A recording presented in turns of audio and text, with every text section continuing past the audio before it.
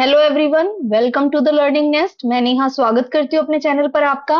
जैसा कि हमने लास्ट वीडियो में चैप्टर 1 इंट्रोडक्शन ऑफ अकाउंटिंग के एमसीक्यूज प्रैक्टिस की थी, आज की क्लास में मैं आपको accounting principles, concepts and conventions के प्रैक्टिस एमसीक्यूज करवाने जा रही हूँ। अगर आपने अकाउंटिंग प्रिंसिपल्स की जो है डिटेल वीडियो नहीं देखी है, वो हमारे यूट्यूब चैनल पर अपलोड है। प्लीज वहां जाकर उस वीडियो को कवर अप कीजिए ताकि आप अच्छे से एमसीक्यू प्रैक्टिस कर लें। चलो बिना किसी डिले के हम स्टार्ट करते हैं अपना फर्स्ट एमसीक्यू। देखो, फर्स्ट क्वेश्चन है द कॉन्सेप्ट। एक मिनट में मार्कर से कट कर लूं। Wait. चलो, the concept which assume that a business and owner are separate entity. उसने मुझे क्या बोला कि ऐसा कॉन्सेप्ट बताओ जिसमें बिजनेस और ओनर दोनों क्या है, अलग अलग हैं। तो मैंने ये कॉन्सेप्ट यूट्यूब शॉर्ट्स में भी पढ़ाया हुआ है और ये इंपॉर्टेंट कॉन्सेप्ट है, और ये हमने सोल प्रोप्राइटरशिप में फीचर्स में भी पढ़ा था। तो ऐसा कॉन्सेप्ट जिसके अकॉर्डिंग बिजनेस और ओनर दो अलग अलग है, उस कॉन्सेप्ट का नाम है सेपरेट एंटिटी कॉन्सेप्ट या फिर business entity concept. Business entity concept मिले, सेपरेट एंटिटी कॉन्सेप्ट मिले, दोनों का एक ही मतलब है। बिजनेस एंटिटी कॉन्सेप्ट के अकॉर्डिंग बिजनेस और ओनर दोनों क्या है, अलग अलग है। अगर पेपर में क्वेश्चन आए कि इंटरेस्ट ऑन कैपिटल या इंटरेस्ट ऑन ड्रॉइंग्स कौन से अकाउंटिंग कॉन्सेप्ट के अकॉर्डिंग चार्ज होते हैं, तो आपको पता होना चाहिए according to business entity concept या separate entity concept interest on drawing लगती है, इंटरेस्ट ऑन कैपिटल लगती है, उसी के अकॉर्डिंग ओनर और बिजनेस दोनों अलग अलग है। तो इस क्वेश्चन का आंसर हमारा क्या बन जाएगा, बिजनेस एंटिटी कॉन्सेप्ट। नेक्स्ट आता है हमारे पास the going concern concept assumes that.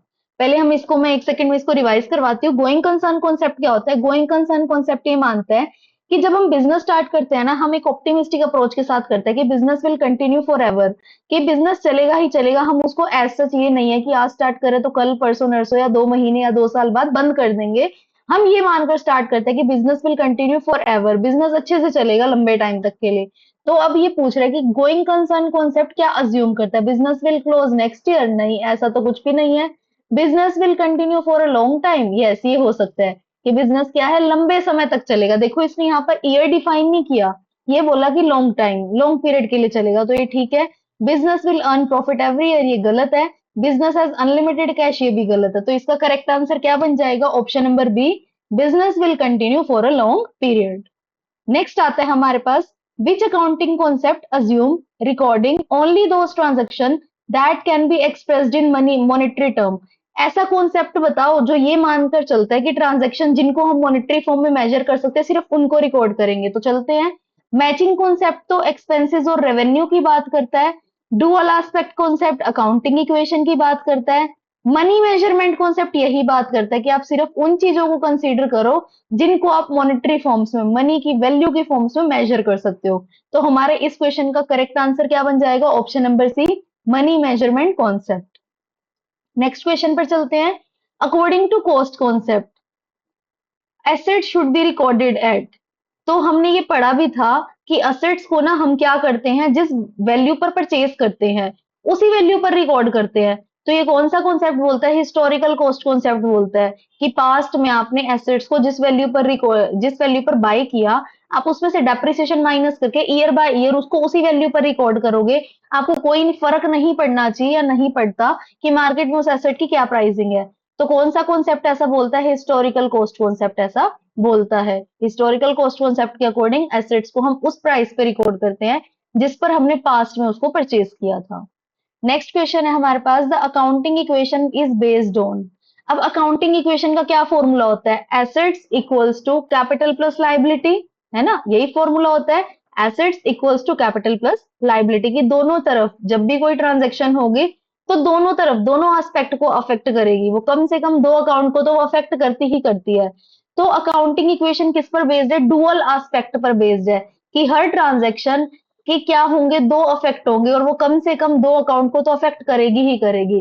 तो इस क्वेश्चन का आंसर क्या बन जाएगा? Dual aspect concept. अगर आपको बेसिक्स क्लियर है ना, तो एमसीक्यूज क्लियर करने में, एमसीक्यूज को अटेम्प्ट करने में एज सच मुझे नहीं लगता कि कोई दिक्कत होती है।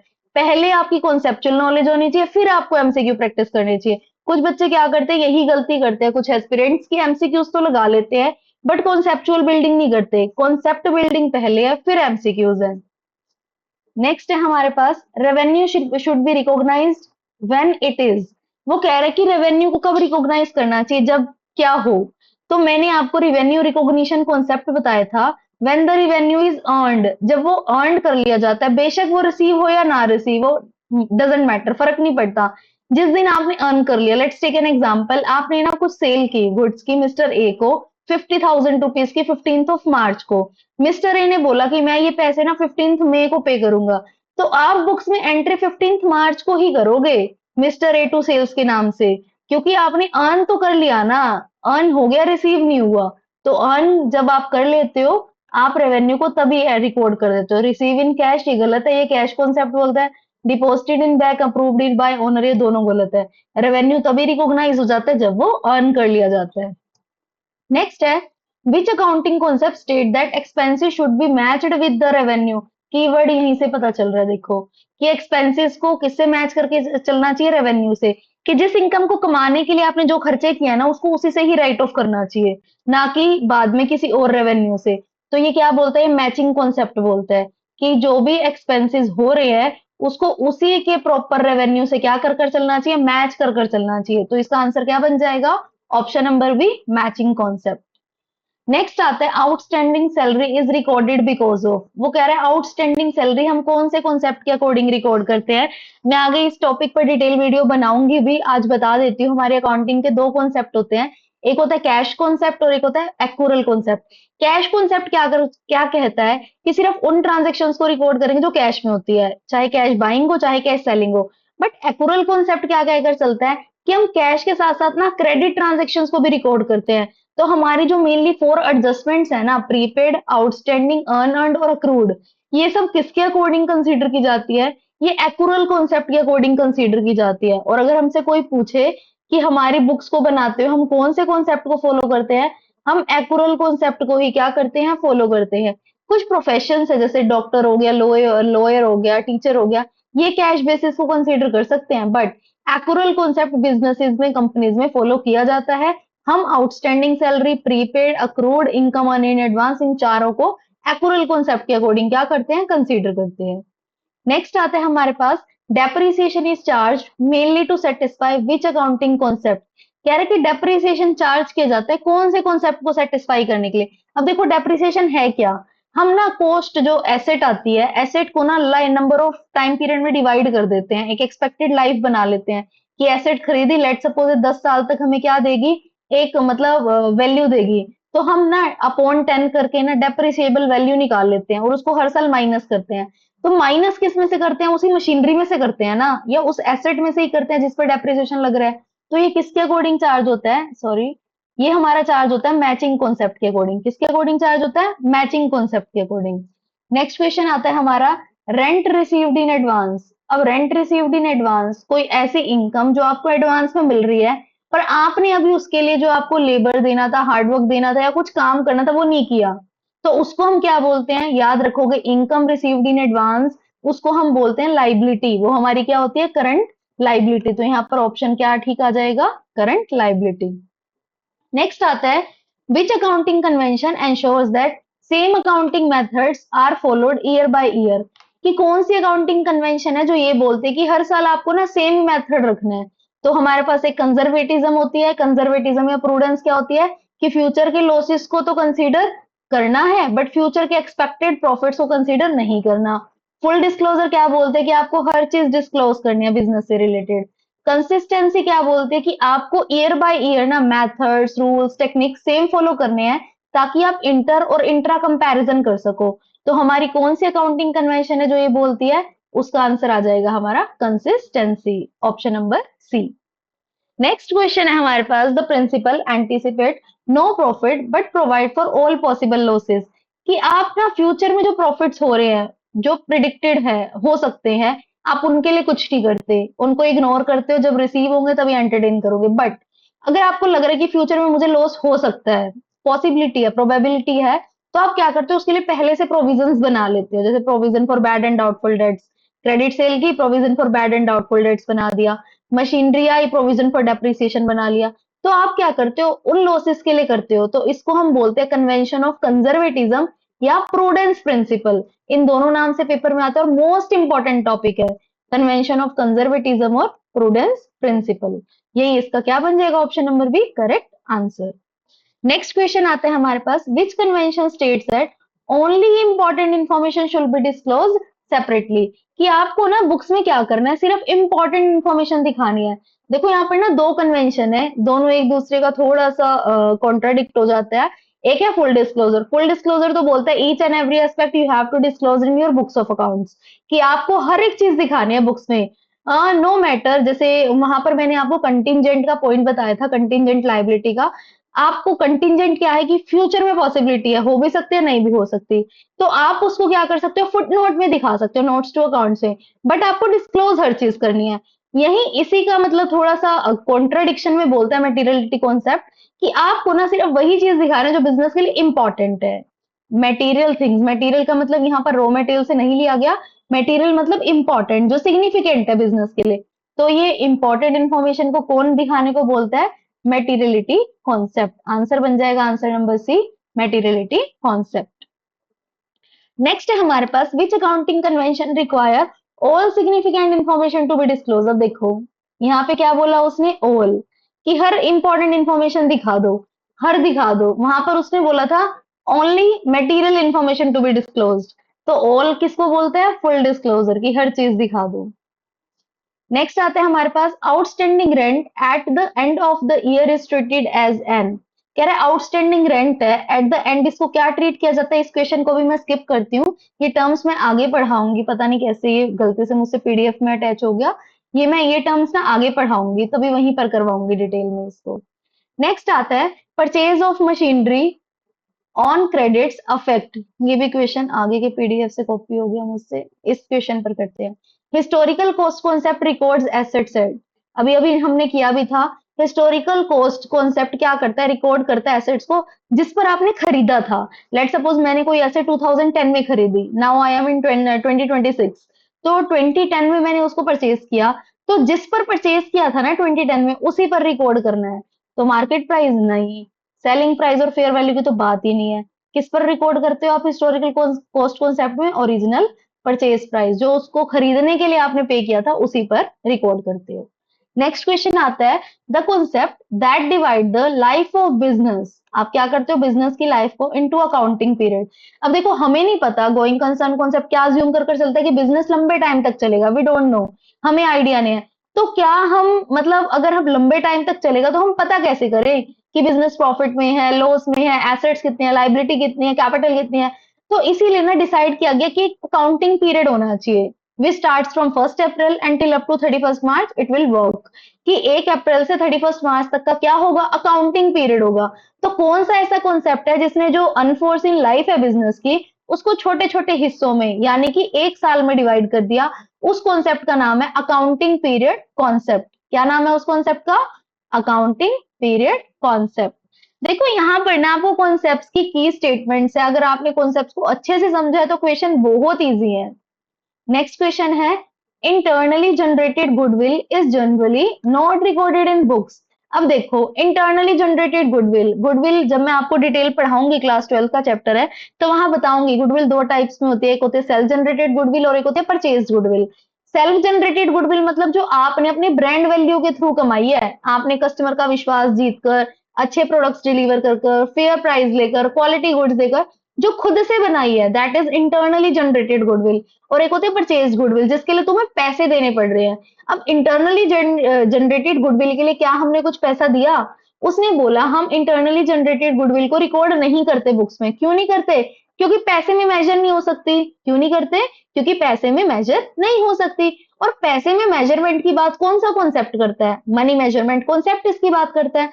तो कौन से कॉन्सेप्ट के अकॉर्डिंग हम इसको रिकॉर्ड नहीं करते, आंसर बन जाएगा मनी मेजरमेंट कॉन्सेप्ट। की हम मनी मेजरमेंट कॉन्सेप्ट के अकॉर्डिंग जो हमारी इंटरनली जनरेटेड गुडविल है उसको रिकॉर्ड नहीं करते। नेक्स्ट आता है हमारे पास प्रोविजन फॉर डाउटफुल डेट। से मैंने अभी एक्सप्लेन भी किया था कि प्रोविजन हम कौन से कॉन्सेप्ट के अकॉर्डिंग बनाते हैं, कौन सी कन्वेंशन को फॉलो करते हैं, कन्वेंशन ऑफ कंजर्वेटिज्म या कन्वेंशन ऑफ प्रूडेंस। उसके अकॉर्डिंग हम क्या करते हैं, provision for bad and doubtful dates, provision for depreciation, ये सब प्रोविजन क्या करते हैं, क्रिएट करते हैं।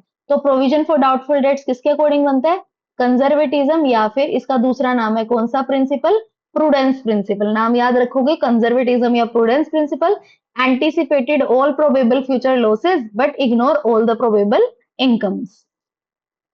नेक्स्ट है, which accounting concept states that transaction should be recorded only if they can be measured in the form of money। कि आप ना तभी रिकॉर्ड करोगे जब आप पैसे की फॉर्म में उनको मेजर कर सकते हो। तो बिल्कुल नाम से ही पता चल रहा है, कीवर्ड मनी मेजरमेंट कॉन्सेप्ट। कि मनी मेजरमेंट कॉन्सेप्ट इसी की बात करता है कि आप उन्हीं थिंग्स को बिजनेस में रिकॉर्ड करोगे जिनको आप पैसे की फॉर्म में मेजर कर सकते हो।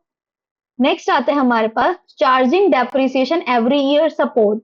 अभी मैंने पहले भी पढ़ाया था, सेम क्वेश्चन आया था, बस स्टेटमेंट अलग थी कि हम डेप्रिसिएशन चार्ज करते हैं कौन से कॉन्सेप्ट के अकॉर्डिंग। हम डेप्रिसिएशन को लगाते हैं मैचिंग कॉन्सेप्ट के अकॉर्डिंग। इंपॉर्टेंट है क्वेश्चन, एकदम से समझ भी नहीं आता, कई बार कंफ्यूज भी हो जाते हैं। क्योंकि डेप्रिसिएशन हम किससे चार्ज करते हैं, जिस एसेट को हमने खरीदा उसी एसेट में से माइनस करते हैं।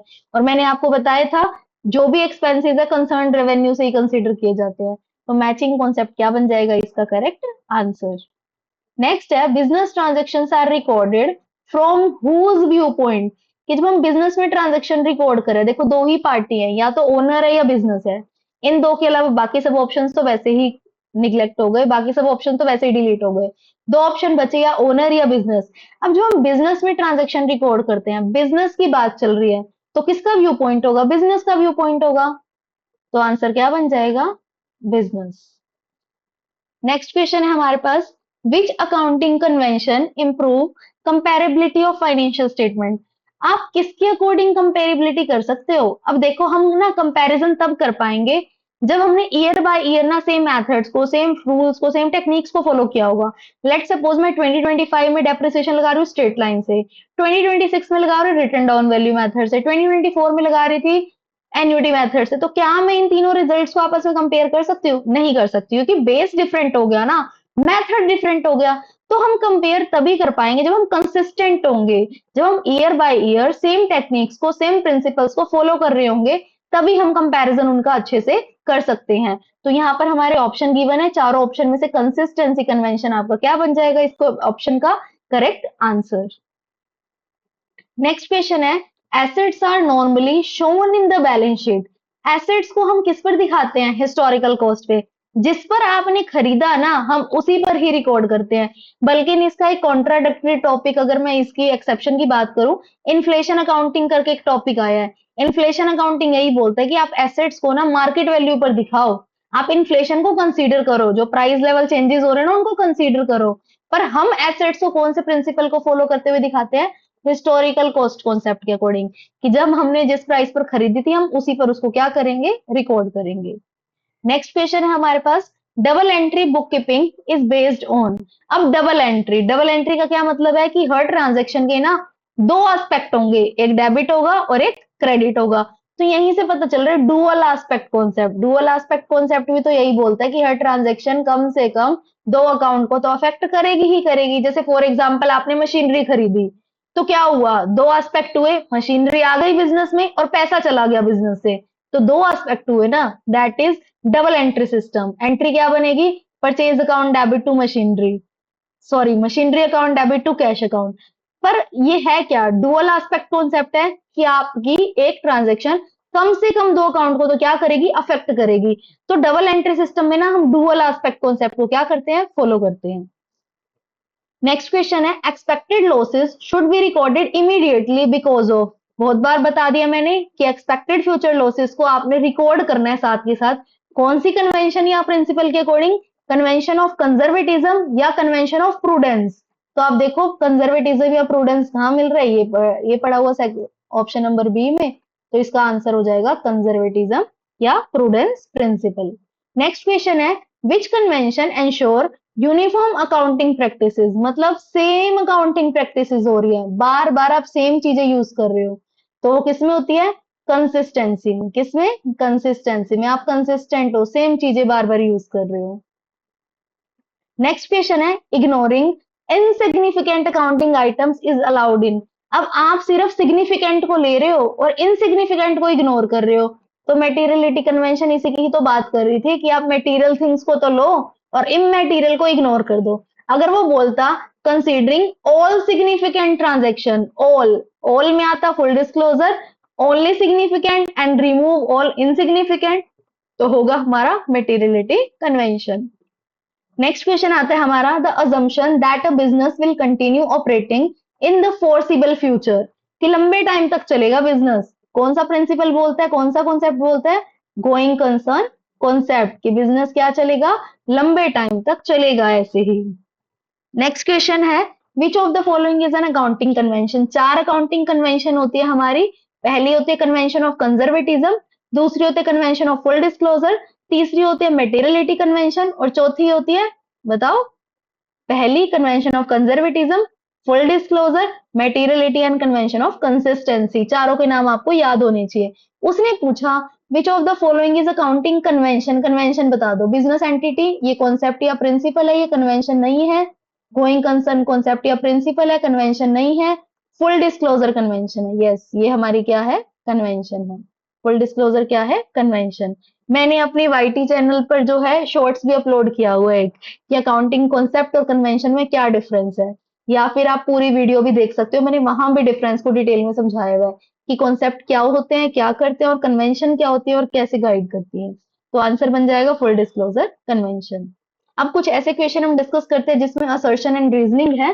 फर्स्ट क्वेश्चन है, the business entity concept treat that business and its owner separate entity, बिल्कुल ठीक बात कर रहा है। बिजनेस एंटिटी कॉन्सेप्ट यही बोलता है ना कि बिजनेस और ओनर दोनों क्या है, अलग अलग है।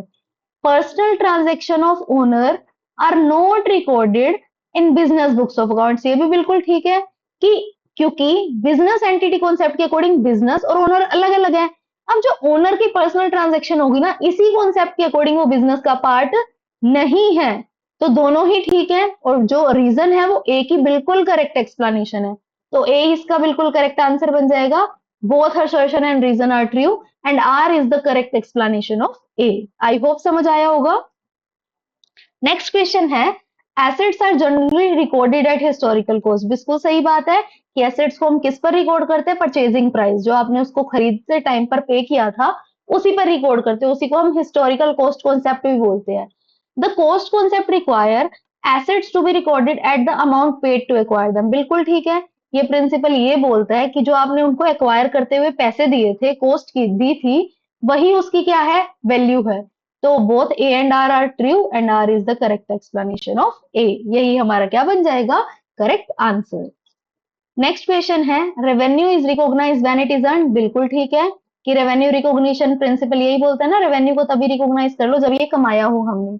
The revenue recognition concept ignore ignore करता है receipt of cash while recognising income, बिल्कुल ठीक है कि रिसिप्ट ऑफ कैश का कोई लेना देना नहीं है यहाँ पर।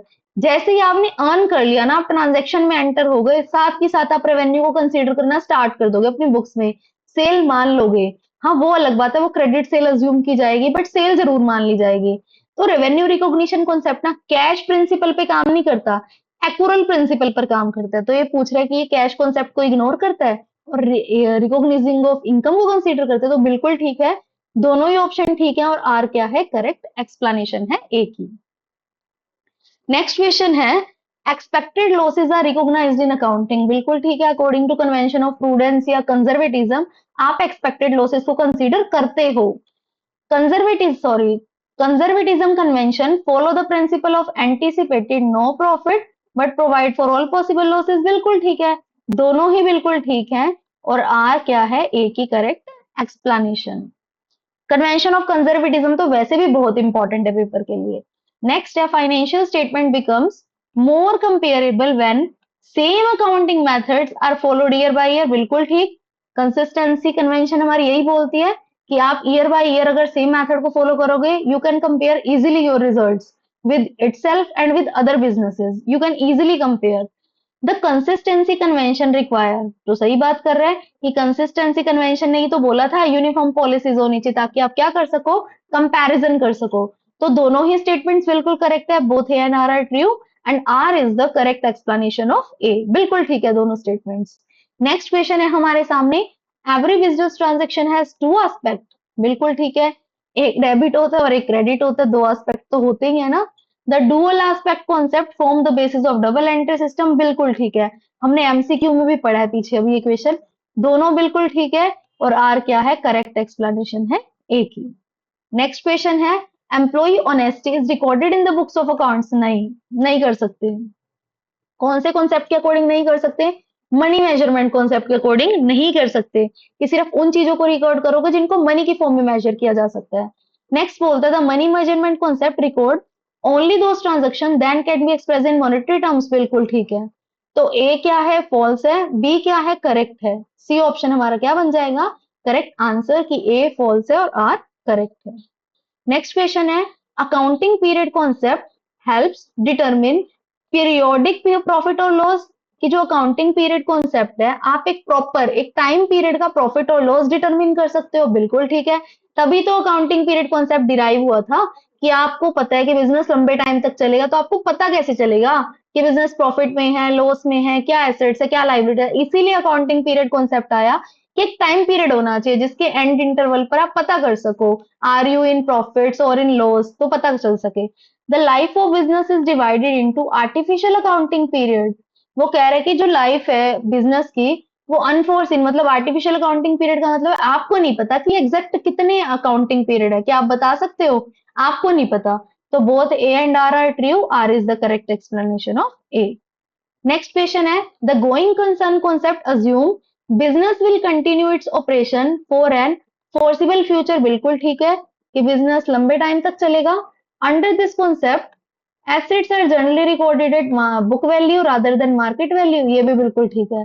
कई बार ना historical concept rather than liquidation value की जगह ना बुक वैल्यू और मार्केट वैल्यू वर्ड भी यूज होता है, तो ध्यान रखोगे।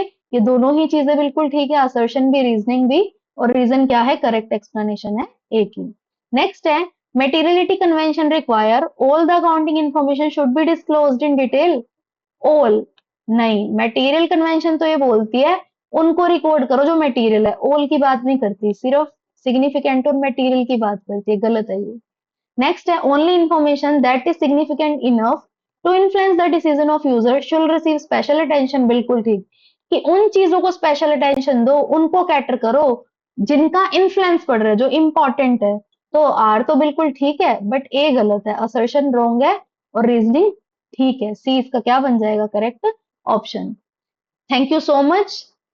होप आपको आज की क्लास समझ आई हो, आपको मजा आया हो पढ़ने में। अगर आपको क्लास समझ आई हो, कॉन्सेप्ट क्लियर हुआ हो, तो प्लीज याद से द लर्निंग नेस्ट को सब्सक्राइब करना मत भूलिए। इस चैनल पर आपको पीजीटी एग्जाम्स की तैयारी करवाई जाएगी, हर कॉन्सेप्ट डिटेल में क्लियर किया जाएगा। Thank you so much everyone.